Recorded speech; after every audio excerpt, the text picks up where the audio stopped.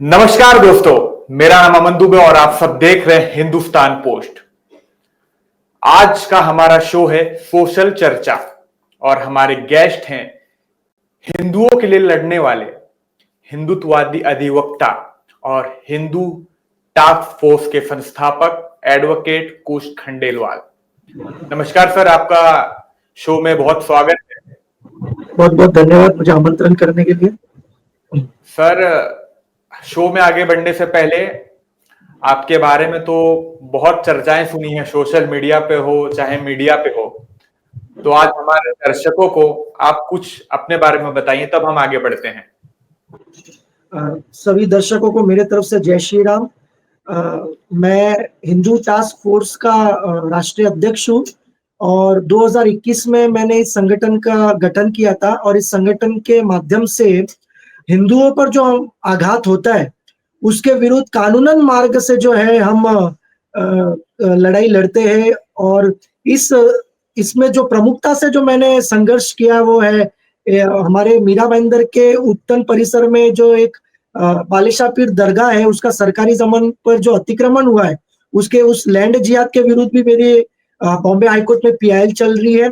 ऐसे ही मेरी एक याचिका जितेंद्र आवाड़ जो एनसीपी के जो एमएलए है उनके विरुद्ध भी चल रही है। बॉलीवुड जिहाद के विरुद्ध भी मेरे जोधपुर न्यायालय में केसेस चल रहे हैं। तो मूल उद्देश्य जो है हमारा कि कानूनन मार्ग से ये संविधान ने जो अधिकार, जो ये वामपंथी जिस तरह से संविधान का हमेशा से गला फाड़ फाड़ के जो दुहाई देती है, तो वो संविधान का अधिकार हम हिंदुओं का कितना है और उसके इस्तेमाल करके हम हिंदू हमारे धर्म पर हो रहे आक्रमण को किस तरह से हम उसका प्रतिकार कर सकते हैं, वो हम काम करते हैं। बहुत बहुत धन्यवाद सर, आपने जानकारी दी हमारे दर्शकों को। सर, पहला प्रश्न ये रहेगा कि हिंदुओं को सिर्फ चुनाव में ही याद किया जाता है? चुनाव के बाद हिंदुओं की जो लड़ाई है, मंदिर हो, हिंदुओं की जो बुजुर्गों की जमीन है, जो पुश्तैनी जमीन है, जब वो वक्फ बोर्ड ले लेता है, जब उसमें वक्फ बोर्ड अपना अधिकार जताता है, जब हिंदू अपनी लड़ाई लड़ते हैं, तो कोर्ट कहीं ना कहीं उनको एक दर किनारे साइड कर दिया जाए, तारीख पे तारीख मिलती है। तो जैसे कि आप एडवोकेट हैं, तो इस पर आप कैसे सोचते हैं सर? ये कैसा है कि हमारी भारत की जो हिंदुओं की जनसंख्या है वो 100 करोड़ है, लेकिन जो जागरूक हिंदू है तो वो मुझे नहीं लगता 100 करोड़ हो गए। उसी का कारण ये है कि जब चुनाव होता है तो हम हिंदुत्व के नाते जो है हमारे हिंदुत्व विचारधारा वाली जो पार्टी है भारतीय जनता पार्टी को हम उनको बहुमत देते हैं और उनको सत्ता में लाते हैं। लेकिन हम हिंदू ये भूल जाते हैं कि हमारी हिंदुओं की जिम्मेदारी सिर्फ भाजपा को चुनाव जिताने की ही नहीं है, बल्कि भाजपा को सत्ता दिलाने के बाद हम हिंदू हित के जो कार्य है वो उनसे करवाने की भी हमारी उतनी ही जिम्मेदारी है। हम सिर्फ वोट देकर हमारी जिम्मेदारी भूल जाते हैं कि हमने वोट दे दिया बस उतनी हमारी जिम्मेदारी नहीं, हमारी जिम्मेदारी उससे कई ज्यादा है।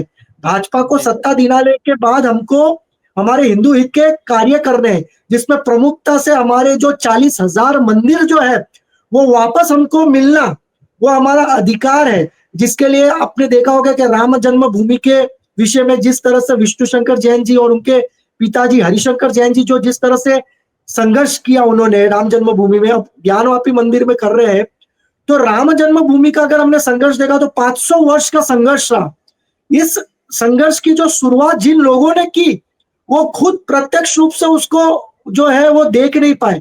आज उनकी पीढ़ी है जो उन्होंने इस होते हुए राम जन्मभूमि का जो उद्घाटन राम मंदिर का वो हमने देखा।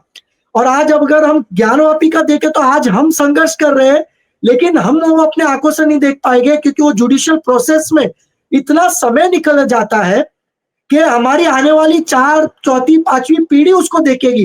तो कब तक हम हिंदू इस तरह से धैर्य रखते हुए इतने वर्षों का जो है संघर्ष जो है संघर्ष का जतन हम करेंगे? तो हमें इस पर विचार करने की आवश्यकता है। जब हम एक हिंदूवादी सरकार को सत्ता में लाते हैं तो फिर ये हिंदूवादी सरकार की ये जिम्मेदारी हो जाती है कि वह पार्लियामेंट्री प्रोसेस से हम हिंदुओं को न्याय दिलाएं। वो हमेशा ये विचार करते हैं कि अगर हमने पार्लियामेंट्री प्रोसेस से, संसद से अगर हमने समझो मंदिर वापस हिंदुओं को दिलाए तो एक देश में बहुत बहुत बड़ा जो एक रिबेल फोर्सेस जो वामपंथियों की है, मुसलमानों की, वो खड़ी हो जाएगी, तो ऐसी बात नहीं है। हम 100 करोड़ हिंदू उनके साथ है। अगर वो 20 करोड़ लोग अगर रास्ते पे उतर जाएंगे तो उसका जवाब देने के लिए हम 100 करोड़ इधर खड़े हैं।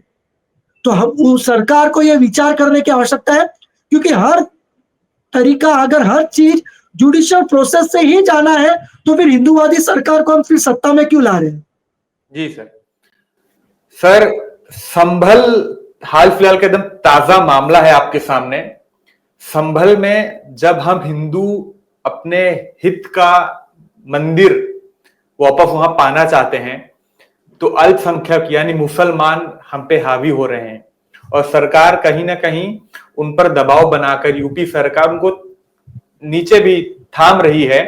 और जो विपक्ष बैठा है उत्तर प्रदेश में, वो ये पूरी कहानी का षड्यंत्र रच रहा है। और हमारे हिंदू बाबा, मैं नाम नहीं लेना चाहूंगा, कुछ कुछ हमारे हिंदू बाबा हिंदुओं को रास्ते पर लेकर चल रहे हैं, बता रहे हैं कि हम हिंदू एक हैं। इससे आपको यह नहीं लगता है हम हिंदू एक तो हैं, पर हमारे हिंदू कितने पीछे जा रहे हैं? आज हमारा देश विकसित भारत है, देश दुनिया में हमारी भारत की पहचान बन रही है, पर उससे हम कहीं ना कहीं पीछे भी जा रहे हैं। जी, आपने जो प्रश्न पूछा उसके अंदर 2 प्रश्न मुझे जो है नजर आया। जैसा एक संभल का मामला है, तो संभल के मामले पे आने से पहले मैं धीरेन्द्र शास्त्री जी जो एक पद यात्रा निकाल रहे हैं, तो उसमें मैं एक चीज कहना चाहूंगा कि ये पद यात्रा उन्होंने निकाला, हिंदुओं को एक करने का बहुत ही सुंदर कार्य किया, लेकिन इसके आगे क्या? अब उनका मैंने देखा कि 29 तारीख शायद लास्ट आखिरी दिन था, पर उसके बाद क्या? उसके बाद क्या? उसके बाद का ब्लूप्रिंट क्या? तो मेरा ऐसा कहना था कि धीरेन्द्र शास्त्री जी ने जो ये पहल की, जहां पर लाखों हिंदुओं ने उनका समर्थन करते हुए उनके पद यात्रा में शामिल हुए, तो अगर उस पद यात्रा में ही ये घोषणा अगर वो कर देते कि ये पद यात्रा तब तक समाप्त नहीं होगी, हम तब तक रास्तों से नहीं हटेंगे जब तक भारत सरकार संविधान के प्रस्तावना से सेक्युलर शब्द नहीं हटा देता, तो फिर एक बहुत बड़ा मूवमेंट उसके बाद एक खड़ा हो जाता।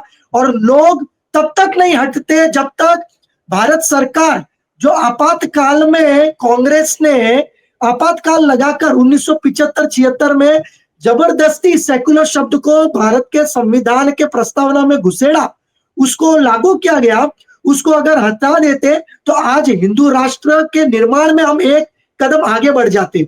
लेकिन वही हो गया कि बस वो पद यात्रा हिंदू राष्ट्र निर्माण की तरफ हम बढ़े, और उसके बाद बस अभी लोगों के पास कोई दिशा निर्देश ही नहीं है कि आगे क्या करना है। तो इसको हमने उसी दिन घोषित कर देना चाहिए था कि ये पद यात्रा तब तक समाप्त नहीं होगी जब तक भारत सरकार संविधान के प्रस्तावना से सेक्युलर शब्द को नहीं हटाएगी और भारत को हिंदू राष्ट्र घोषित नहीं करती। अब आते हैं हम संभल के जो हिंसा हुआ उस मामले में।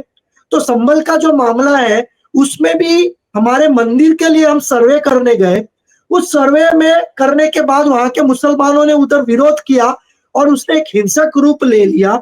अब उस हिंसक रूप को देख के हम हिंदू क्या है कि हम धैर्यवान हैं, हम हमेशा ये इस तरह से कार्य करते हैं कि हम न्यायिक प्रणाली पे हम विश्वास रखते हैं, हम जुडिशियल प्रोसेस के थ्रू हमारा कार्य करते हैं। पर ये जुडिशियल प्रोसेस भी कहीं ना कहीं इस तरह की हिंसक घटना से प्रभावित हो जाते हैं, जिसके कारण सुप्रीम कोर्ट ने उसको स्टे कर दिया। तो ये जुडिशियल प्रोसेस में हम कब तक अपना समय खराब करते रहेंगे? हम कब तक हमारी ऊर्जा, हमारा समय हम खराब करते रहेंगे? क्योंकि जब चुनाव होता है तो हम हिंदुत्व के नाते पॉलिटिकल पार्टी को, भाजपा को हम मतदान करते हैं। तो फिर ये पॉलिटिकल पार्टी भाजपा की ये जिम्मेदारी है कि हमारा समय जुडिशियल प्रोसेस के थ्रू खराब ना हो और जल्दी हम हिंदुओं को न्याय मिले। जी सर, जी सर। सर, एक ऐसा प्रश्न होगा कि आपके बाबा वाली जो यात्रा चल रही है, धीरेन्द्र शास्त्री महाराज वाली यात्रा जो चल रही है, सनातन धर्म एक होके आए और हिंदू राष्ट्र की मांग हो, तो सर संविधान में जैसे 2 शब्द हैं, एक सेक्युलर और एक सोशलिस्ट, जो कि इंदिरा गांधी के वक्त संविधान में शब्द जोड़े गए थे, जहां तक मेरी जानकारी है।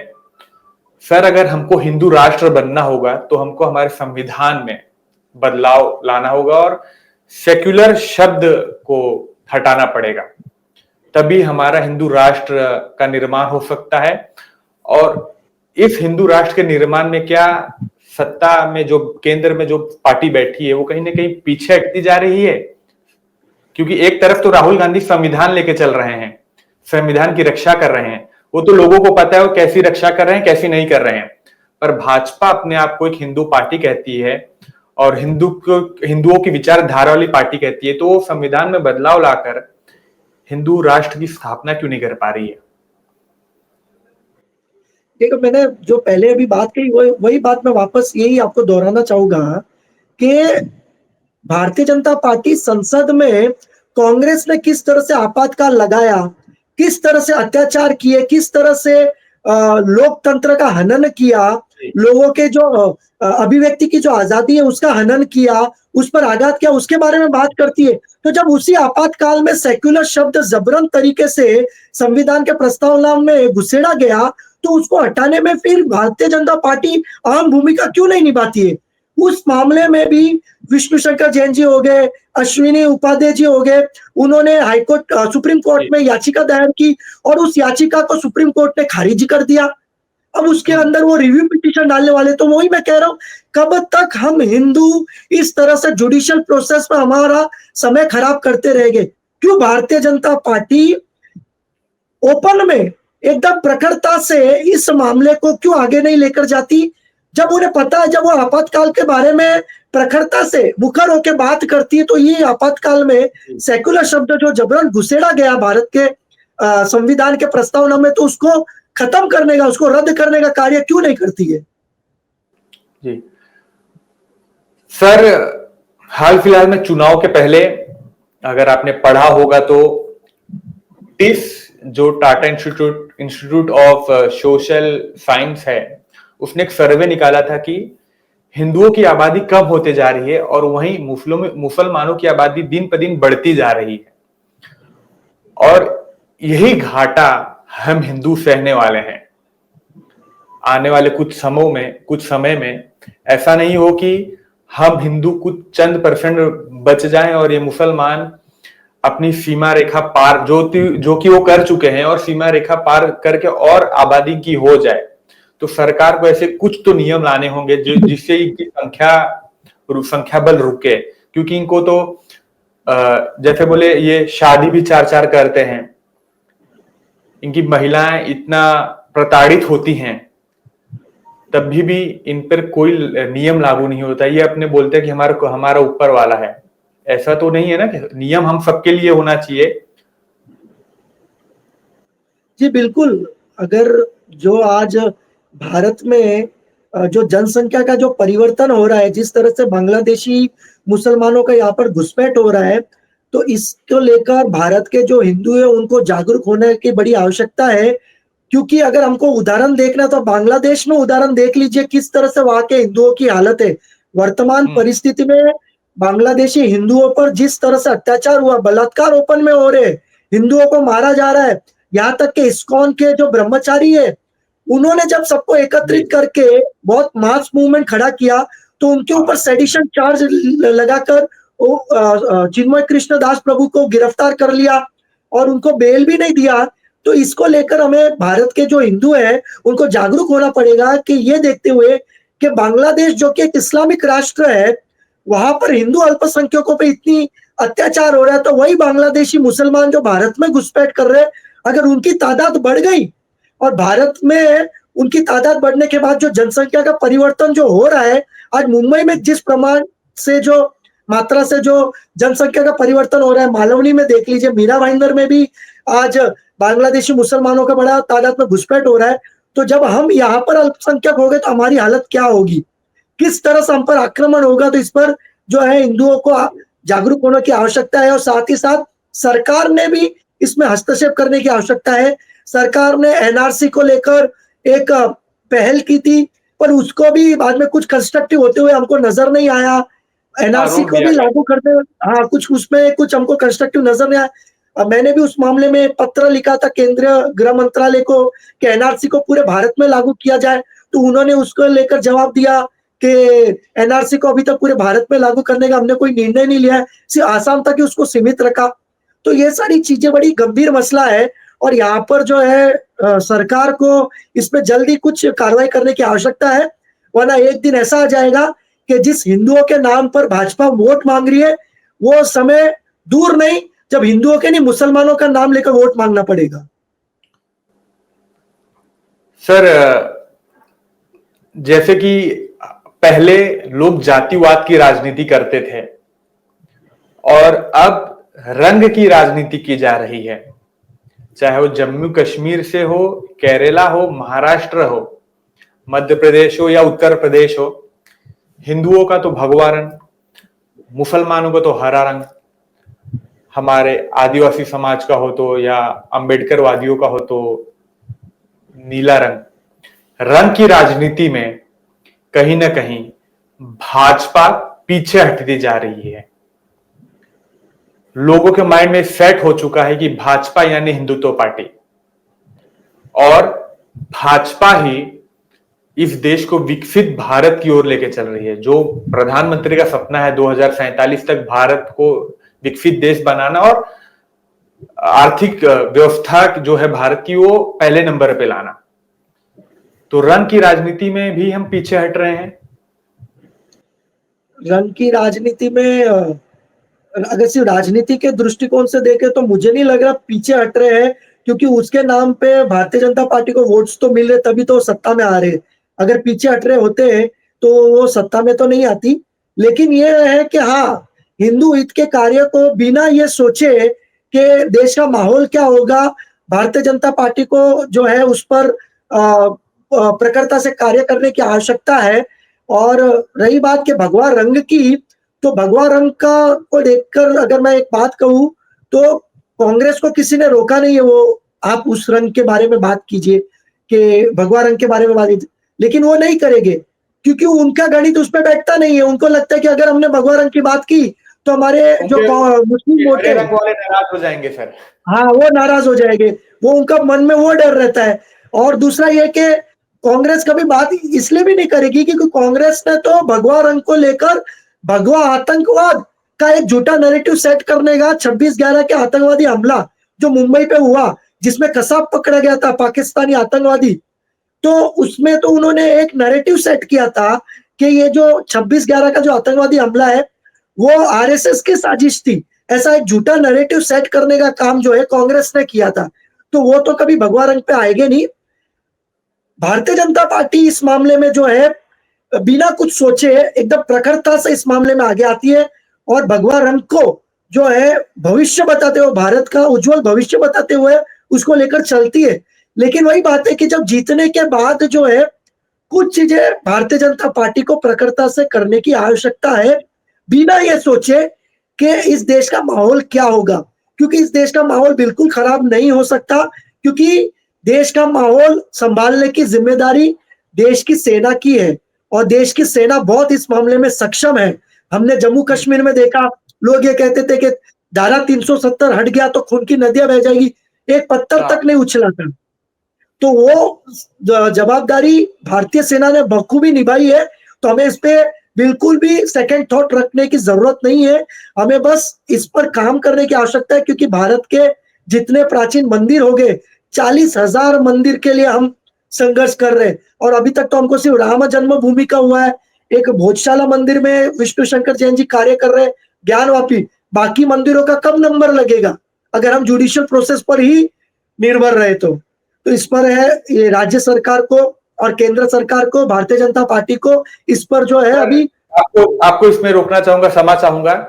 जैसे आपने कस्टडी की बात की या आपने सुरक्षा की बात की, कानून की बात की, तो इसमें सरकार को या सुप्रीम कोर्ट को फास्ट ट्रैक करके कोई नियम लाना चाहिए जिससे हिंदुओं की हित की बात हो और हिंदुओं को न्याय मिले।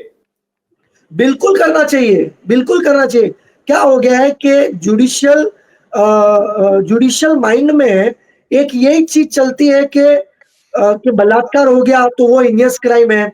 दूसरी चीजें हो गई कि समझो राष्ट्र पर कुछ एक इंटरनल थ्रेट हो गया तो वो एक हिनियस क्राइम है, तो उसको लेकर वो जो है बहुत कॉन्शियस हो जाते हैं और उसको लेकर जो है वो फास्ट ट्रैक की बात करते हैं। लेकिन मैं ये कहना चाहूंगा कि भारत के जो प्राचीन मंदिर है जिसको लेकर भारत जाना जाता है, भारत की प्राचीन संस्कृति ही सनातन वैदिक हिंदू धर्म संस्कृति है, तो वो भी देश की प्राथमिकता है, उसको आप सेकेंडरी कभी नहीं रख सकते। आप हाँ। सोचोगे कि देश में बलात्कार हो रहा है या आतंकवादी हमला हो रहा है, वही प्राथमिकता है, नहीं, वह प्राथमिकता है, पर उसके साथ-साथ भारत की जो बहुसंख्यक समाज है, हिंदू समाज, और वो हिंदू जी। समाज जो आज इतने वर्षों से गुहार लगा रहा है कि हमको हमारे मंदिर वापस चाहिए, तो वो भी इस हाँ। देश की प्राथमिकता है, क्योंकि भारत जाना जाता ही हिंदुओं से है। आज हम विश्व में भारत की जो पहचान है वो हिंदुओं से है, क्योंकि हिंदू यहाँ बहुसंख्यक में, तो इसको भी प्राथमिकता देते हुए इसको जुडिशियल प्रोसेस में फास्ट ट्रैक पर लगाना चाहिए। जी सर। तो सर, आपका समय देने के लिए हिंदुस्तान पोस्ट को बहुत बहुत धन्यवाद। आपने बहुत महत्वपूर्ण जानकारी हमारे साथ साझा की। हिंदू राष्ट्र कैसे बनेगा और क्या क्या भाजपा को इसमें आगे आकर करना चाहिए, वो भी आपने कहीं ना कहीं इस पे हमको जानकारी दी है। तो जैसा कि हमारे दर्शकों का भी सपना होगा कि वो अपने जीवन में रहते ही, जीवित रहते ही अपने देश को, भारत देश को, भारत माता को हिंदू राष्ट्र का दर्जा पाते हुए देखें, जैसे ये आपका सपना है, हमारा सपना और हमारे 140 करोड़ देशवासियों का सपना है कि हिंदू राष्ट्र जल्द से जल्द कहलाया जाए।